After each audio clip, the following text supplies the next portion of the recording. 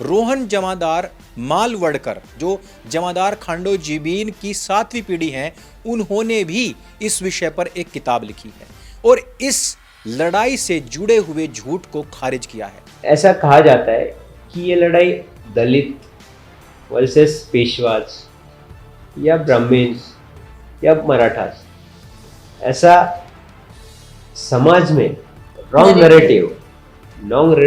Narrative spread किया है। ऐसा नहीं है। उजाले नील को बाल्टी में उड़ेलने के बाद में उसमें डुबकी लगाने से कोई ज्ञानी नहीं बनता।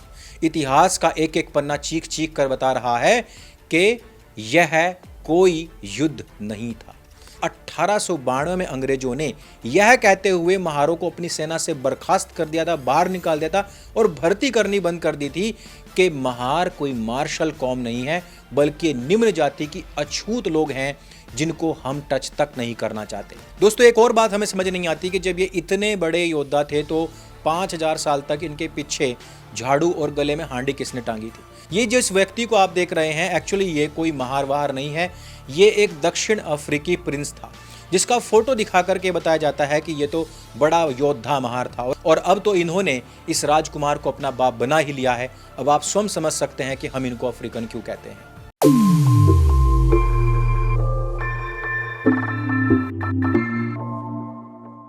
एक जनवरी को जहां पूरी दुनिया नया साल मनाती है, सनातन इसका विरोध करते हैं, वहीं सोशल मीडिया पर एक अलग ही जंग छिड़ी हुई है। ट्विटर ट्रेंड पर अगर आप जाकर के देखेंगे तो वहां गद्दार दिवस ज्यादा ट्रेंड कर रहा है, जबकि दूसरी तरफ के लोग शौर्य दिवस मना तो रहे हैं लेकिन उसका कोई वजूद नहीं है। तो कारण क्या है इसका? तो कारण यह है कि आज ही के दिन 1818 में कहा जाता है कि महारों ने 28,000 पेशवाओं को काट दिया था। कितने? 500 महारों ने। और उसे ही शौर्य दिवस कहा जाता है, जिसकी याद में अंग्रेजों ने एक स्तंभ बनाया था, जिस पर 1927 में भीमराव अंबेडकर ने जाकर के अपने समाज का उत्साहवर्धन किया और उन्होंने कहा कि इसी दिन हमने सारी बेड़ियां तोड़ दी थी इन ब्राह्मणवादियों की। लेकिन क्या वो ब्राह्मणवादियों की बेड़ियां टूटी थी?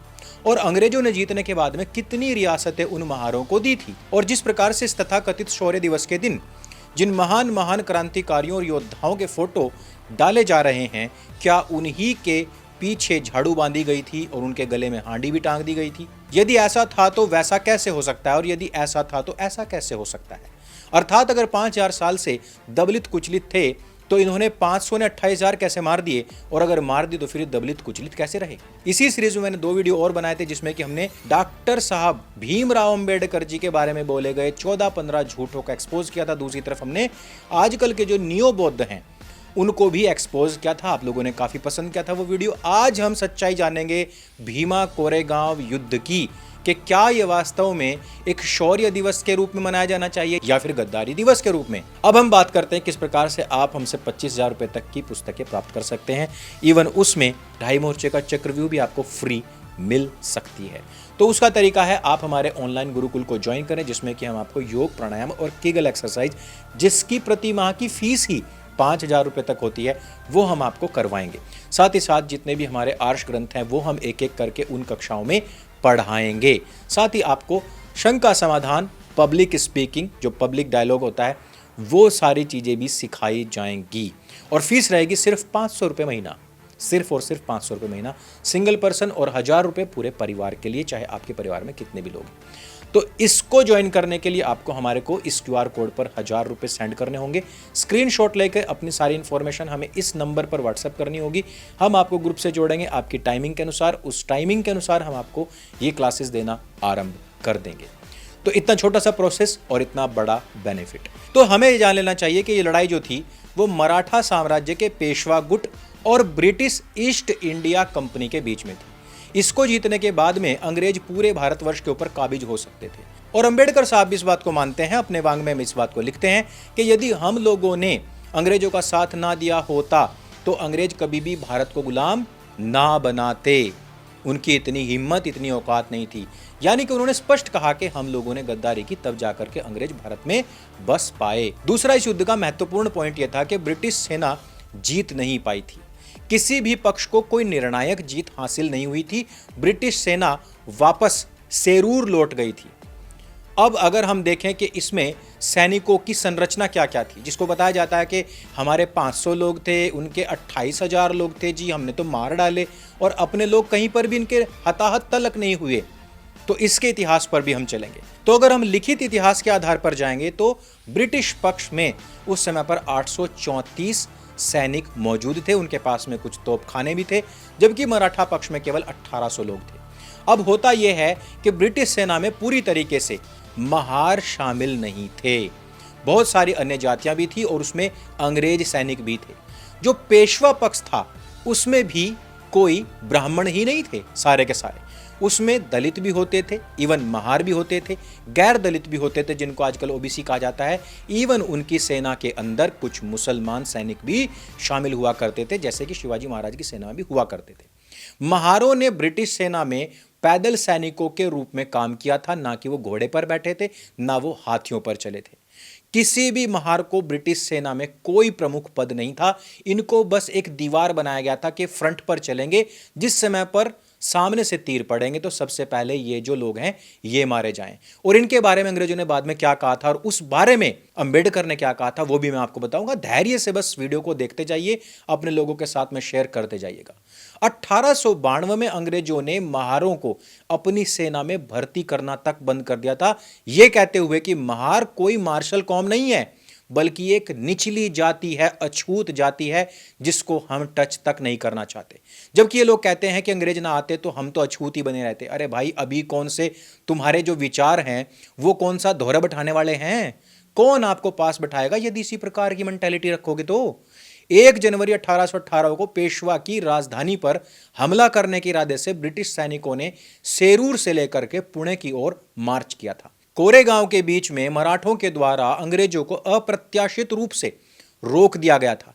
इस लड़ाई में ब्रिटिश सेना और मराठे दोनों सेनाओं में दलित भी थे, अन्य जातियां भी थी। मैं आपको ऑलरेडी ये बात बता चुका हूं, दोनों तरफ के लोग ही हताहत हुए थे। और आखिरकार अंग्रेजों ने अपना पुणे मिशन रद्द कर दिया था और सेरूर वापस लौट गए थे। कैप्टन स्टॉन्टन, जो ब्रिटिश पक्ष का नेतृत्व कर रहा था, उसने 1 जनवरी 1818 की रात को एक पत्र भेजकर तत्काल मदद मांगी थी अपने बटालियन की। उसने लिखा था कि हम पूरी तरीके से पेशवाओं की सेना के बीच में घिरे हुए हैं और आज रात से ज्यादा हम टिक नहीं सकते। यह पत्र भी आप सामने देख सकते हैं। हमारे कई सैनिक और अधिकारी मारे जा चुके हैं, हमें जल्दी से जल्दी मदद भेजी जाए, अन्यथा वे कल तक हमें मार डालेंगे, कल का सूरज हम नहीं देख पाएंगे। मराठा बटालियन में 3 इकाइयां शामिल थी, प्रत्येक बटालियन में 600-600 लोग थे, जबकि दूसरी तरफ ब्रिटिश पक्ष में 834 सैनिक थे, उनके पास में गोला बारूद तोपखाना सब कुछ था। इधर पेशवाओं के पास में सिर्फ तीर कमान और तलवार थी। इस बात को भी ध्यान रखना होगा। इस लड़ाई में ब्रिटिश पक्ष के 275 सैनिक या तो मारे गए थे या इतने घायल हो गए कि वो मर गए बाद में, या फिर वो लापता कर दिए गए। मराठों की ओर से 500 लोग मारे गए थे या घायल हुए या फिर लापता हो गए थे। मराठों की ओर से अधिकांश लोग हताहत अरब सैनिक थे, यानी कि जो मुसलमान थे। भारतीय मूल के जो मृत थे वो कंपनी सैनिक यानी कि अंग्रेजों की सेना में 22 महार थे, 16 मराठा थे, 8 राजपूत थे, 2 मुस्लिम और 1-2 कोई यहूदी भी शामिल था। युद्ध में किसी भी पक्ष को निर्णायक जीत हासिल नहीं हुई थी। लड़ाई के बाद में माउंट स्टुअर्ट एल्फिंस्टन ने इसे पेशवाओं के लिए एक छोटी सी जीत के रूप में वर्णित किया था कि पेशवा जीत गए, लेकिन यह जीत बहुत छोटी है पेशवाओं के इतिहास के आधार पर। फिर भी ईस्ट इंडिया कंपनी सरकार ने अपने सैनिकों की बहादुरी की प्रशंसा की थी, जिन्हें संख्या में अधिक होने के बावजूद भी पराजित नहीं किया जा सका। किसी भी आधिकारिक ब्रिटिश रिकॉर्ड ने इस लड़ाई को जीत के रूप में दर्ज नहीं किया। मैं आपके सामने इतिहास का एक एक पन्ना रखता जा रहा हूं, यहां तक कि भीमा कोरेगांव के स्तंभ पर शिलालेख भी यह बात कहता है कि इसे कोरीगांव की रक्षा की स्मृति में बनाया गया है, ना कि यह कोई विजय स्तंभ है। उसके ऊपर जाकर के पढ़ करके देखिएगा, कहीं पर भी विजय का नाम नहीं लिखा हुआ है। यहां उस समय के एक सैनिक और प्रमुख इतिहासकार जेम्स ग्रांट डफ का दस्तावेजी साक्ष्य है, जो बताता है कि ब्रिटिश लोग सेरूर में वापस चले गए थे।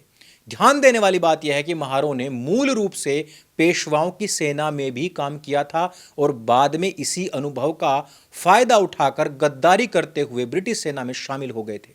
यानी कि महार पेशवाओं की सेना में युद्ध से परिचित हो गए थे और फिर खुद की एक सेना बनाई, ब्रिटिश में शामिल की और गद्दारी की। इस बात का उल्लेख आपको Christopher Jaffrelot, doctor Ambedkar और अस्पृश्यता, जाति का विश्लेषण और लड़ाई में मिल जाएगा। वहां पर आप इस बात को भी पढ़ सकते हैं।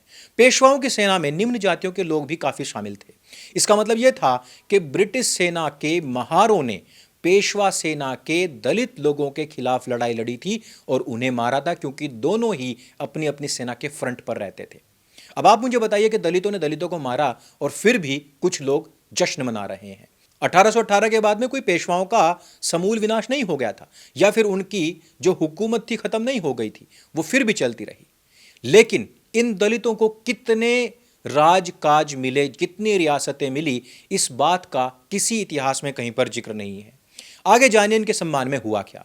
अंग्रेज युद्ध में अपनी सैनिकों की बहादुरी का सम्मान करने के लिए एक स्मारक का निर्माण करवाना चाहते थे। एक लेटर लिखा गया ब्रिटिश सैन्य विभाग के मुख्य सचिव के द्वारा 18 नवंबर 1824 को। यह डेक्कन कमिश्नर को लिखा गया एक लेटर था। यह पत्र सैन्य स्तंभ खड़ा करने के बाद प्रभारी नियुक्त करने के लिए निर्धारित शर्तों के संदर्भ में था। इस लेटर में कहा गया था कि स्मारक को उस मेधावी सैनिक को सौंपा जाना चाहिए जिसने कोरेगांव की लड़ाई में भी भाग लिया था। ध्यान देने वाली बात और दिलचस्प बात यह है कि पत्र में यह बात कही गई है कि यह व्यक्ति परवारी यानी कि महार जाति का नहीं होना चाहिए। क्या सुना आपने? यह महार जाति का नहीं होना चाहिए, लेकिन दिया ऐसे व्यक्ति को जाए जो उस युद्ध में लड़ा हो, उसके परिवार का कोई भी व्यक्ति लड़ा हो। पत्र में यह भी कहा गया है कि पिलर और जमादार पद के बगल की जमीन उक्त व्यक्ति को ही दे दी जाए। इसी कारण से जमादार खांडोजी बीन, गाबोजी, मालवडकर, इनको तत्कालीन सरकार ने सामान्य आदेश, पदक, रेजिमेंट कोर्ट से सम्मानित किया था और उन्हें इस स्तंभ का प्रभारी नियुक्त किया गया था। आपकी जानकारी के लिए बता दूं कि आज की तारीख में उनकी 7वीं पीढ़ी के वंशज जो हैं वो इस स्तंभ के संरक्षक हैं। रोहन जमादार मालवडकर, जो जमादार खांडोजीबीन की 7वीं पीढ़ी हैं, उन्होंने भी इस विषय पर एक किताब लिखी है और इस लड़ाई से जुड़े हुए झूठ को खारिज किया है। ऐसा कहा जाता है कि ये लड़ाई दलित वर्सेस पेशवाज या ब्राह्मण्स या मराठास, ऐसा समाज में रॉन्ग नैरेटिव स्प्रेड किया है। ऐसा नहीं है। ध्यान देने वाली बात यह भी है कि 1892 में अंग्रेजों ने यह कहते हुए महारों को अपनी सेना से बर्खास्त कर दिया था, बाहर निकाल दिया था और भर्ती करनी बंद कर दी थी कि महार कोई मार्शल कौम नहीं है, बल्कि निम्न जाति की अछूत लोग हैं जिनको हम टच तक नहीं करना चाहते। इसके अलावा अंग्रेजों ने अधिकांश खानाबदोश और अछूत जातियों को आपराधिक जनजातियों के रूप में भी वर्गीकृत किया था, जिनको बाद में अंबेडकर ने भी स्वयं कहा था कि इन लोगों को तो वोट करने का अधिकार भी नहीं होना चाहिए। मैं स्क्रीनशॉट लगा दूंगा, मैं उन जातियों का नाम नहीं लेना चाहता हूं क्योंकि आजकल FIR हो जाती है। तो दोस्तों, दरअसल अंग्रेजों ने भारत पर विजय प्राप्त करने के बाद में अछूतों को बेकार सैनिक कह करके खारिज कर दिया था।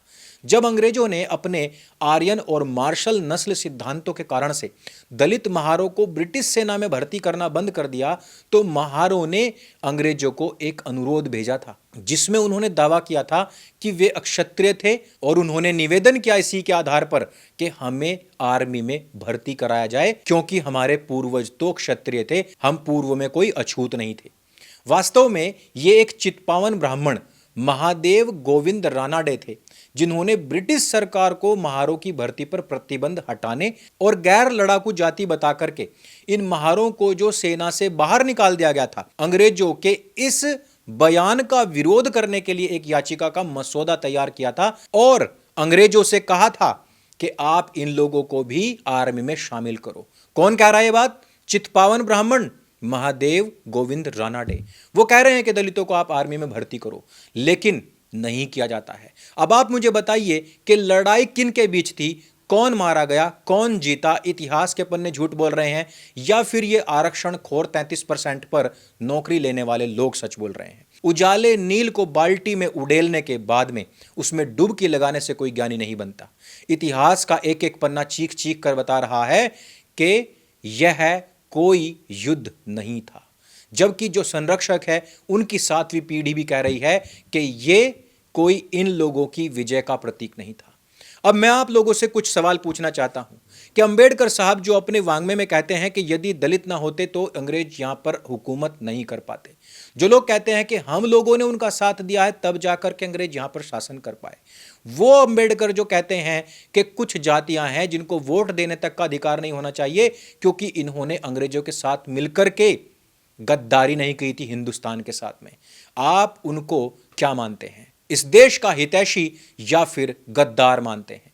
अब कुछ और पॉइंट्स पर हम बात करते हैं। मित्रों, ये 285 किलो भार का 11 फुट हाइट का 7 किलो की तलवार जाति महार अकेले 8000 पेशवाओं का कर दिया उद्धार भीमा कोरेगांव शौर्य दिवस 1 जनवरी 1818। ये जिस व्यक्ति को आप देख रहे हैं एक्चुअली ये कोई महार वहार नहीं है, ये एक दक्षिण अफ्रीकी प्रिंस था जिसका फोटो दिखा करके बताया जाता है कि ये तो बड़ा योद्धा महार था। और इसी कारण से मैं कहता हूं कि सनातनी लोग यूरेशिया से नहीं आए, ये बाहर से आए हुए आर्य नहीं हैं, हम सब लोग इस धरा इस भूमि के ही हैं, जबकि ये लोग अपने आप को स्वयं कह रहे हैं कि ये लोग अफ्रीकन हैं। आप मेरी बात भी मत मानिए, आप कांग्रेसियों की बात मानिए जो कहते हैं कि ये लोग तो अफ्रीकन रेस के हैं, ये वहां से आए हुए हैं। और अब तो इन्होंने इस राजकुमार को अपना बाप बना ही लिया है। अब आप स्वयं समझ सकते हैं कि हम इनको अफ्रीकन क्यों कहते हैं।